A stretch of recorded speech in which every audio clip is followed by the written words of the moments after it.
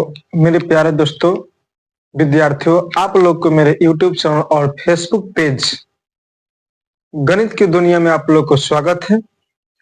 और मुझे उम्मीद है कि आप लोग की तैयारी अच्छी चल रही होगी।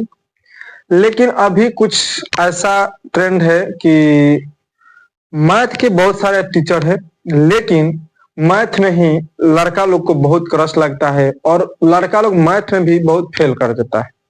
ठीक है, तो कहने का मतलब है कि इसका कहीं ना कहीं कमी है, या तो स्टूडेंट में कमी है या तो टीचर में कहीं ना कहीं कमी है, जिस कारण मैथ को स्टूडेंट अच्छे से समझ नहीं पाता और उसके क्वेश्चन को कर नहीं पाता है। तो इसके लिए हमें बेसिक की बहुत जरूरत है। बिना बेसिक के हम एडवांस लेवल तक नहीं जा सकते हैं। इसलिए आपको मैथ का बेसिक आना चाहिए। अगर आप मैथ का बेसिक समझ लेते हैं और अगर आपका मैथ का बेसिक क्लियर हो जाता है तो आप उसमें शॉर्टकट भी अपना सकते हैं और उसमें अपना ट्रिक भी अपना सकते हैं। आप खुद ट्रिक बना लेंगे जिसके माध्यम से आप किसी भी क्वेश्चन को बहुत ही कम समय में कर सकते हैं। तो आज से हम लोग शुरू करने वाले हैं बेसिक मैथ। क्या शुरू करने वाले हैं जी? बेसिक मैथ को शुरू करने वाले हैं। ठीक है, अब जो हम लोग का इसमें टॉपिक जो है वो कौन कौन सा टॉपिक क्लियर करेंगे? तो पहला टॉपिक है हमारा गुणनखंड। पहले हम लोग गुणनखंड को समझेंगे, उसके बाद जो हम लोग का यहां पर टॉपिक होगा वह होगा गुणज। गुणज गुणज को अपवर्त्य भी कहते हैं, अपवर्त्य भी कहते हैं, इंग्लिश में मल्टीपल कहते हैं। ठीक है, उसके बाद जो हम लोग यहां पर क्लियर करने वाले हैं, उसके बाद हम यहां पर क्लियर करेंगे अभाज्य संख्या। अभाज्य संख्या। फिर जो हमारा नेक्स्ट टॉपिक होगा वह होगा अभाज्य संख्या को ही रूढ़ संख्या भी बोला जाता है। रूढ़ संख्या भी बोला जाता है, इंग्लिश में इसको प्राइम नंबर बोलते हैं। क्या बोलते हैं? Prime number. चौथा जो टॉपिक होगा हम लोग का वह होगा यौगिक संख्या। यौगिक संख्या, और इसी को बोलते हैं भाज्य संख्या। भाज्य संख्या। ठीक है, उसके बाद जो है हम लोग का यहाँ पर जो अगला जो हम लोग को पढ़ने वाला टॉपिक है वह है सम संख्या। एक मिनट, जुड़वा अभाज्य पढ़ना है। जुड़वा अभाज्य संख्या, अभाज्य संख्या। उसके बाद हम लोग पढ़ने वाले हैं संपूर्ण संख्या।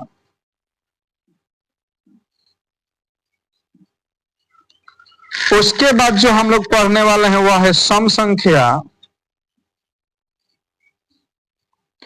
और लास्ट जो टॉपिक है हम लोग का है विषम संख्या। विषम संख्या।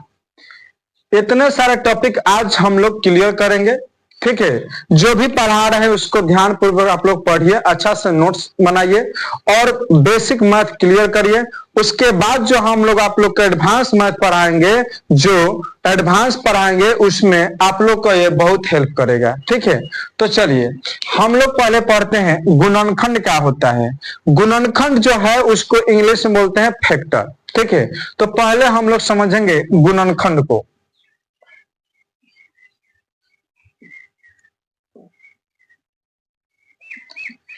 गुणनखंड को हम लोग यहां पर समझते हैं। देखिए, जब हम दो संख्या, किसी भी दो या दो से अधिक संख्या का गुना करते हैं, किसी भी प्रकृत संख्या को दो या दो से अधिक संख्याओं को जब हम गुना करते हैं तो हमें गुणनफल मिलता है। क्या मिलता है? गुणनफल। उसी गुणनफल का जो संख्या गुना करके लाता है उसी को क्या बोलते हैं? गुणनखंड बोलते हैं।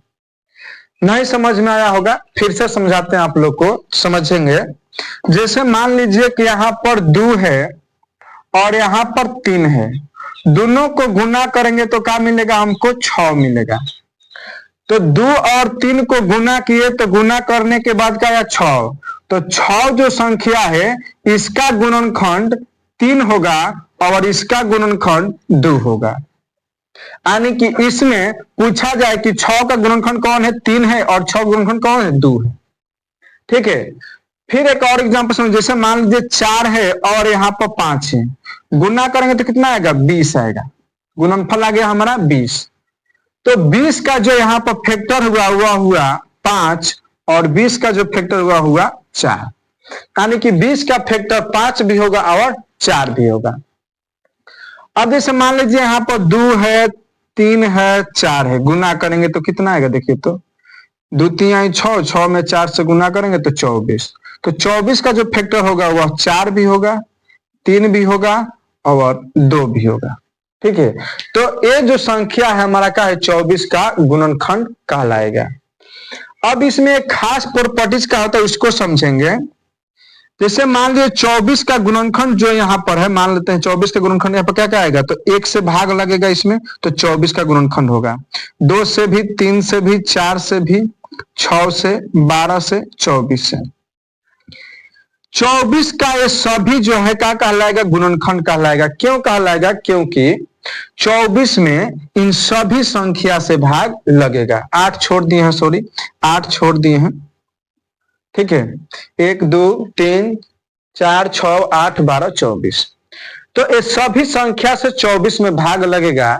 इसी कारण 24 का ये सभी का कहलाएंगे तो गुणनखंड कहलाएंगे। क्या कहलाएंगे, गुणनखंड। तो अगर आप लोग से कोई पूछे कि बताइए गुणनखंड समझ में, गुणनखंड मान लीजिए 5 का गुणनखंड अगर आपसे पूछे क्या क्या होगा, तो 1 होगा, 5 होगा। क्यों होगा, क्योंकि 5 में 1 से भाग लगेगा और 5 से भाग लगेगा। तो गुणनखंड क्या होता है आप लोग को समझ में आ गया होगा कि गुणनखंड क्या होता है। जो भी गुणनखंड होता है वह गुणनफल को पूर्ण विभाजित करता है। क्या करता है, पूर्ण विभाजित करता है। तो इस चीज को आप लोग क्लियर कर लिए होंगे कि गुणनखंड क्या होता है। अब जो हम लोग को पढ़ने वाला हम लोग टॉपिक है वो टॉपिक है गुणज। हमारा एक संख्या है यहाँ पर 5। कौन संख्या है, 5। अब आपसे कहेगा कि 5 के गुणज बताइए कौन कौन होगा। तो जब भी आपसे गुणज के बारे में पूछा जाए तो आप जिस संख्या के आपसे गुणज पूछा जाए उस संख्या का क्या करेंगे, आप पहाड़ा पढ़ देंगे। और जितना कहेगा कि 5 को गुणज निकालिए, 10 को निकालिए, 15 को निकालिए, उतना तक ले पहाड़ा आपको पढ़ना पड़ेगा, यानी कि गुना करना पड़ेगा। ठीक है। तो समझिए अगर 5 का हमें 5 गुणज निकालना है तो 5 का पहाड़ा 5 तक पढ़ेंगे तो 5 का 5, 5 दूनी 10, 5 3 15, 5 के 20 और 5 25। तो 5 के 5 गुई का कहलाएगा, गुणज होगा। क्या होगा, गुणज या अपवर्त्य। क्या, अपवर्त्य। तो 5 का ये सब का कहलाएगा, गुणज कहलाएगा। ये सब का कहलाएगा जी, गुणज कहलाएगा। ध्यान रखेंगे। तो गुणज क्या होता है समझ में आ रहा है आप लोग को। अगर आपसे बोला जाए कि 2 का 4 को गुणज निकालिए तो 2 का पहाड़ा 4 तक पढ़ेंगे तो 2 का 2, 2 दूनी 4, 2 3 6, 2 चौके 8। तो ये जो कहलाएगा 2 का गुणज कहलाएगा। क्या कहलाएगा, 2 का गुणज। 2 का गुणज कहलाएगा। अगर आपसे कहा जाए कि 15 का 6 को गुणज निकालिए तो 15 का पहाड़ा 6 तक पढ़ेंगे तो 15 एकम 15, 15 दूनी 30, 15 3 45, 15 चौका 60, 15 पचे 75 और 15 छक्का 90। तो 15 के 6 को गुणज मिल गया हमको, 15 30 45 60 75 90। तो यह क्या है, 15 का गुणज है। 15 का गुणज है। अब एक चीज यहाँ पर ध्यान देने वाली ये बात है कि जिस संख्या का गुणज निकाला जाता है, जिस संख्या का गुणज निकाला जाता है उस संख्या से गुणज पूर्ण विभाजित होती है। यानी कि 2 4 6 8 2 का गुणज है। तो इस बात को समझिए कि 2 4 6 8 को पूर्ण विभाजक भी है 2, यानी कि 2 से भाग देंगे तो सब कटेगा, 15 से भाग देंगे तो सब कटेगा, 5 से भाग देंगे तो सब कटेगा, यानी कि 15, 2, 5, तो 5 जो है इन सभी संख्याओं का क्या है, पूर्ण भाजक है। पूर्ण भाजक मतलब कंप्लीट शेषफल 0 आएगा, यानी कि पूर्ण रूप से विभाजित करेगा। 2 इन सभी संख्याओं को पूर्ण विभाजित करेगा, 15 इन सभी संख्याओं को पूर्ण विभाजित करेगा। तो आप लोग को समझ में आ गया होगा कि गुणज कैसे निकालते हैं। किसी भी संख्या को बोल दे गुणज निकालने के लिए, आप निकाल देंगे। जैसे मान लीजिए कि आपसे कहा जाए कि x कोई संख्या है और इसका 6 गो गुणज निकालिए, तो एक पहला होगा x, दूसरा का होगा 2x, तीसरा का होगा 3x, चौथा होगा 4x, पांचवा होगा 5x और छठा होगा 6x। 1 2 3 4 5 6 गो हमारा गुणज x का निकल गया। तो किसी भी संख्या का गुणज निकालना हो, उस संख्या का क्या करेंगे, आप पहाड़ा पढ़ेंगे। जब भी आपको गुणज निकालने के लिए बोल दिया जाए तो आप क्या करेंगे, पहाड़ा पढ़ देंगे। और इसका जो प्रॉपर्टीज है उसको आप ध्यान रखेंगे कि जिस संख्या के बोला जाता है गुणज, उस संख्या से क्या होती है, गुणज जो होती है वो पूर्ण विभाज्य होती है। ठीक है। तीसरा टॉपिक है हम लोग का अभाज्य संख्या। अभाज्य संख्या, अभाज्य संख्या क्या होती है, पहले इसको आप लोग को हम 2 गो परिभाषा देकर समझाएंगे। पहला परिभाषा है कि जिस संख्या के गुणनखंडों की संख्या केवल और केवल 2 होती है, जिस प्राकृत संख्या के गुणनखंड केवल और केवल 2 होती है, उसे अभाज्य संख्या कहते हैं। दूसरा परिभाषा है कि 1 से बड़ी वह प्राकृत संख्या जो एक और खुद से विभाज्य हो, अन्य किसी संख्या से विभाज्य न हो। तो अभाज्य संख्या जो है यहां पर हमारा, इसका फैक्टर जो होता है कितना होता है, 2 गो होता है। 2 गो से ज्यादा इसका फैक्टर नहीं होगा। ठीक है। एक जो है हमारा कौन संख्या होगा, तो ये जो है एक हमारा अभाज्य संख्या नहीं होगा। क्यों नहीं होगा, क्योंकि इसका गुणनखंडों की संख्या 1 होती है, यानी कि केवल और केवल ये एक की संख्या से भाग लगेगा, 1 से, और किस संख्या से इसमें भाग नहीं लगेगा। 2 जो है वह अभाज्य संख्या है या नहीं है, तो 2 में 1 से भाग लगेगा और 2 से लगेगा, और किसी संख्या से भाग नहीं लगेगा। और इसका जो गुणनखंड है वह भी कितना है, 2 गो है। तो इसलिए 2 जो है हमारा अभाज्य संख्या है। 2 जो है हमारा अभाज्य संख्या है। उसके बाद बढ़ेंगे 3 पर, तो 3 हमारा अभाज्य संख्या है कि नहीं है, 3 हमारा अभाज्य संख्या है कि नहीं है, तो 3 भी हमारा अभाज्य संख्या है। 4, तो देखिए 4 अभाज्य संख्या नहीं है। क्यों नहीं है, क्योंकि ये 2 से कट जाएगा, तो 4 अभाज्य संख्या नहीं है। 5, तो 5 2 और 3 में से किसी से नहीं कटेगा, यानी कि 5 जो है अभाज्य संख्या है। 6 अभाज्य संख्या नहीं है, 6 अभाज्य संख्या नहीं है। 7 अभाज्य संख्या है। 8 अभाज्य संख्या नहीं है, 8 अभाज्य संख्या नहीं है। 9 अभाज्य संख्या नहीं है, और 10 भी अभाज्य संख्या नहीं है। 11 अभाज्य संख्या होगा, 12 नहीं होगा, 13 होगा, 14 नहीं होगा, 15 नहीं होगा, 16 नहीं होगा, 17। देखिए यहां पर जितने भी गोला है वह सब अभाज्य संख्या है।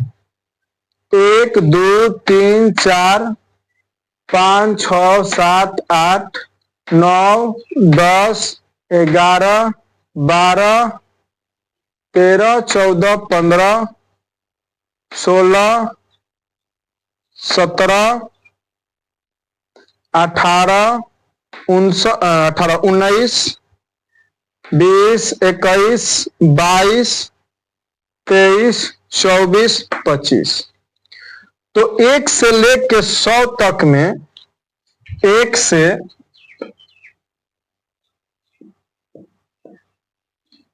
100 तक 25 गो अभाज्य संख्या है।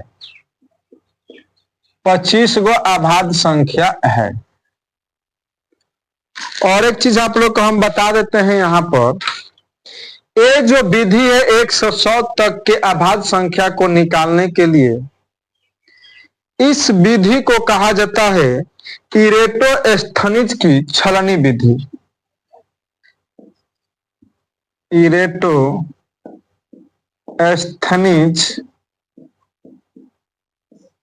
की छलनी विधि, छलनी विधि कहा जाता है। इसको सबसे पहले इरेटोस्थनीज गणितज्ञ हैं जो कि 200 ईसा पूर्व पहले ए विधि से अभाज्य संख्या निकाले थे 1 से लेकर 100 तक। इसीलिए इसे कहा जाता है इरेटोस्थनीज की छलनी विधि कहा जाता है। कब निकाले थे? तो 200 ईसा वर्ष पूर्व। कहां के गणितज्ञ थे? तो यूनानी गणितज्ञ हैं यह, ठीक है। और इस विधि से इसने अभाज्य संख्या 1 से 100 तक के निकाले थे। इसलिए इस विधि को कहा जाता है इरेटोस्थनीज की छलनी विधि कहा जाता है। तो इस विधि को आप लोग समझ गए। तो अगर आपसे कोई पूछे कि 1 से लेकर 100 तक कुल कितना अभाज्य संख्या होता है, तो आप बोलेंगे 25 गो। और 10वां के एग्जाम में इस टॉपिक से 1 गो 2 गो क्वेश्चन हर साल पूछता है। ऐसा कोई साल नहीं जिसमें ऐसा एक टॉपिक से क्वेश्चन आया नहीं। तो इस चीज को तो आपको बहुत बेसिक से समझना बहुत जरूरी है। इसी में से क्वेश्चन आपसे पूछ देता है। और आपसे बता दें कि 100 में से 90 गो ऐसे स्टूडेंट होंगे जो कि इससे जो रिलेटेड क्वेश्चन आता है नहीं कर पाते हैं, क्योंकि उनको याद नहीं होता है कि अभाज्य संख्या किसे कहते हैं या अभाज्य संख्या होता क्या है। तो भाई तुमको यहाँ पर गोला करके दे दिए, लेकर 25 गो रट जाओ। 100 गो 25 गो रटना बहुत आसान है, ठीक है। याद कर लो एकदम कि अभाज्य संख्या कौन कौन है। अब यहाँ पर देख लो 1 से 100 तक के कुल कितना अभाज्य संख्या होता है? 25 गो होगा। यह कंपटीशन के एग्जाम में पूछा जाता है, ठीक है। कंपटीशन में एकदम पूछता है कि बताइए 1 से लेकर 75 में कुल कितना अभाज्य संख्या है। अब आप गिनना शुरू करेंगे तब तक पता चलेगा टाइम पार हो गया। तो यहां पर निकाल लीजिए आप एकदम जहां से जहां तक ले मन करे। 150 से निकालिए। 150 में कितना होता है? 1 से लेकर 50 तक में, 1 से 50 तक में कितना अभाज्य संख्या देख लीजिए। 50 से गिनना, 50 यहां पर तो 1 2 3 4 5 6 7 8 9 10 11 12 13 14 और कौन छोड़े हैं? 15 को होता है जी, 15 को होता है। हाँ, एक यहाँ पर छोड़े 15। तो 1 से 50 तक में कुल कितना होता है? 15 को होता है। कुल कितना संख्या होता है? अभाज्य संख्या 15 को होता है 1 से लेकर 50 के बीच में। तो एक तरीके से आप इसमें निकाल सकते हैं, जहां से मन करे 1 से लेकर 20 में गिनिए कितना अभाज्य संख्या, 1 से लेकर 15 में गिनिए कितना अभाज्य संख्या। ये आपका होमवर्क रहेगा। अब हम चलते हैं नेक्स्ट टॉपिक पर, ठीक है। और दूसरा यहाँ पर जो चौथा टॉपिक है उसको भी यहाँ पर क्लियर ही कर देते हैं, यौगिक संख्या या भाज्य संख्या। तो जितने तो हम क्रॉस किए हैं वह सब का है यौगिक संख्या है। कौन संख्या? यौगिक संख्या है। यौगिक संख्या क्यों होगा? क्योंकि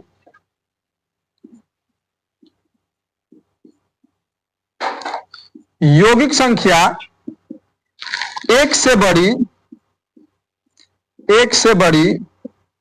वह संख्या जो एक खुद तथा अन्य संख्या से विभाज्य हो, तथा अन्य संख्या से विभाज्य हो, उसे बोलते हैं यौगिक या भाज्य संख्या बोलते हैं। यौगिक या भाज्य संख्या बोलते हैं। तो इसमें यौगिक संख्या कौन कौन होगा? तो देखिए यौगिक संख्या जो है इसमें जितना भी क्रॉस वाला जो है देखिए सब यौगिक संख्या भाज्य संख्या है। ये सब भाज्य संख्या है। एक कौन संख्या होगा? तो एक जो है भाज्य संख्या भी नहीं है और अभाज्य संख्या भी नहीं है। दोनों में से कोई नहीं है, सिर्फ और सिर्फ यह प्रकृत संख्या है। भाज्य और अभाज्य कोई नहीं है, ठीक है। तो अब यहां तक ले आप लोग को समझ में आ गया होगा कि यौगिक संख्या किसे कहते हैं। अब जो है हमारा यहाँ पर है जुड़वा अभाज्य संख्या। तो जुड़वा अभाज्य संख्या उसे कहते हैं जिन दो अभाज्य संख्याओं के बीच का अंतर 2 है, उसे बोलते हैं जुड़वा अभाज्य संख्या। तो जुड़वा अभाज्य संख्या जैसे होगा 3 5, तो 3 और 5 के बीच का अंतर कितना है? 2, तो यह जुड़वा अभाज्य है। 5 7 जुड़वा अभाज्य है। जुड़वा भाज्य, 11 13 जुड़वा भाज्य। तो ऐसे जो संख्या होती है उसे कहते हैं जुड़वा अभाज्य संख्या। क्या बोलते हैं? जुड़वा अभाज्य संख्या। ठीक है, अब जो हम लोग का टॉपिक है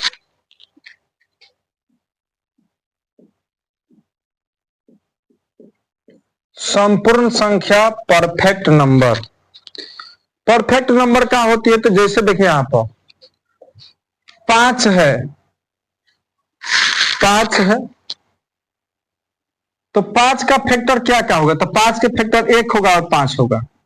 इन दोनों को जोड़ेंगे तो कितना आएगा? 6 आएगा। तो 6 जो है क्या इस संख्या के दोगुना के बराबर है? बोलिए, बराबर है? तो नहीं है। तो नहीं है तो 5 जो है संपूर्ण संख्या, परफेक्ट नंबर नहीं है। ठीक है, और एग्जांपल समझिए। जैसे मान लेते हैं यहां पर 9 है, 9 है, तो 9 का फैक्टर 1 होगा, 3 होगा, 9 होगा, और किसी संख्या से नहीं कटेगा। तो इनका ही सम करेंगे, इनका सम करेंगे। तो 9 3 12, 12 और 1 कितना हो जाएगा? 13। तो 13 आया। क्या इस संख्या के यह दोगुना के बराबर है? तो 9 दूना 18, 18 और 13 बराबर नहीं है, यानी कि 9 भी संपूर्ण संख्या नहीं है, यानी कि परफेक्ट नंबर नहीं है। अब यहाँ पर तीसरा एग्जांपल लेते हैं 6। तो 6 का जो गुणनखंड होगा 1 होगा, 2 होगा, 3 होगा, 6 होगा। कितना आया? तो ये आ गया 12। तो देखिए, तो इसका दोगुना करेंगे तो कितना आएगा? 12। तो 12 बराबर 12, यानी कि 6 जो है यह संपूर्ण है। संपूर्ण संख्या का है 6 है। 6 जो है का है? संपूर्ण संख्या है। संपूर्ण संख्या है 6। संपूर्ण संख्या है 6। एक और संपूर्ण संख्या बता दे आप लोग को। 28 का फैक्टर आप लोग करिएगा तो क्या आएगा? 1 आएगा, 2 आएगा, 4 आएगा, 7 आएगा, 14 आएगा और 28 आएगा। अब इसको आप जोड़िएगा तो आ जाएगा हमारा कितना? 56 आएगा। कितना आएगा? 56। 56 जो है 28 के दुगुना के बराबर है, तो बराबर यानी कि 56 भी क्या होगा? संपूर्ण संख्या होगा। ऐसे आप अगला एक संख्या निकालिएगा जो क्या होगा ना? संपूर्ण संख्या होगा। ठीक है, अब चलिए हम चलते हैं सम और विषम पर। सम और विषम। सम संख्या और इधर विषम संख्या। तो ध्यान दीजिए, जो संख्या 2 से पूर्ण विभाज्य हो, पूर्ण विभाज्य हो, और जो संख्या 2 से पूर्ण विभाज्य न हो। इधर आ जाएगा 2 4 6 8 10 12 14 16 18 डैश डैश etc। इधर होगा 1 3 5 7 9 11 13 15 17 19 21 डैश डैश etc। इसको अगर पहचानना है तो इकाई के स्थान पर देखना है 0 2 4 6 8, और इसको अगर पहचानना है तो इकाई के स्थान पर देखना है 1 3 5 7 9। जैसे क्वेश्चन के माध्यम समझाते हैं कि अगर पूछा जाए कि निम्न में कौन सम संख्या है? सम संख्या है। A option, B option, C option और डी में 739। अब बताइए कि इसमें कौन सा सम संख्या है? तो कुछ नहीं करना है मेरे भाई, लास्ट में देख लेना है इकाई के स्थान पर कि 0 2 4 6 8 में से कोई भी अंक आया है कि नहीं आया है। तो यहाँ पर 0 है और यही हमारा क्या है? सम संख्या है। यही क्या है? हमारा सम संख्या है। तो ऐसे ऐसे क्वेश्चन पूछता है जी। ठीक है, चलिए अब जो हम आगे कुछ क्वेश्चन पर प्रैक्टिस कर लेते हैं। ठीक है, कुछ क्वेश्चन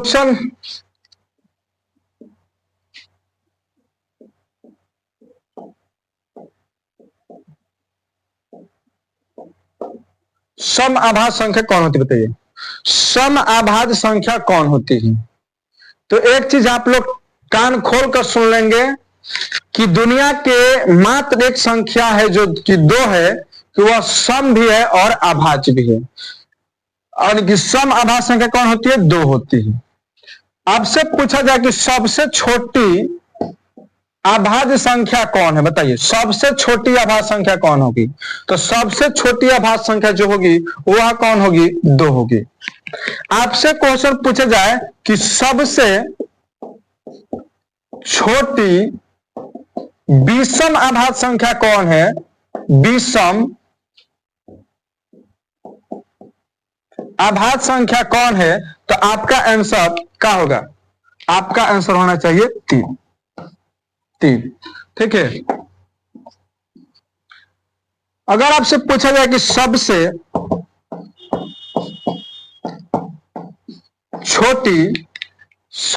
छोटी यौगिक संख्या कौन होगी? यौगिक संख्या कौन होगी? तो आंसर होगा 4। आपसे कुछ पूछा जाए कि सबसे बड़ी अभाज्य संख्या क्या होगी? तो आपका आंसर होना चाहिए मालूम नहीं है, पता नहीं है। ठीक है, यानी कि इसका आंसर जो होगा नहीं होगा भाई, इसका आंसर पता नहीं। मतलब सबसे बड़ी संख्या पता ही नहीं है तो हम कैसे बता सकते कि वो अभाज्य है कि नहीं है?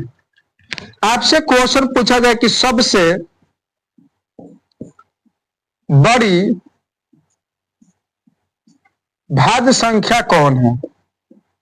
सबसे बड़ी भाज्य संख्या कौन है? तो इसका भी आंसर आपको नहीं पता है, हमको भी नहीं पता है। ठीक है, तो इसका आंसर नहीं हो सकता है, यानी कि निर्धारित नहीं किया जा सकता। आप एक लाइन में आंसर कर सकते हैं कि निर्धारित नहीं किया जा सकता है। आपसे क्वेश्चन पूछा जा सकता है कि निम्न में जुड़वा अभाज्य संख्या कौन है? निम्न में जुड़वा अभाज्य संख्या कौन है? जुड़वा अभाज्य संख्या, जुड़वा अभाज्य आपसे पूछा जाए तो जैसे मान लीजिए ऑप्शन दे देते हैं 7 11, बी में है 13 17, डी में है, सी में है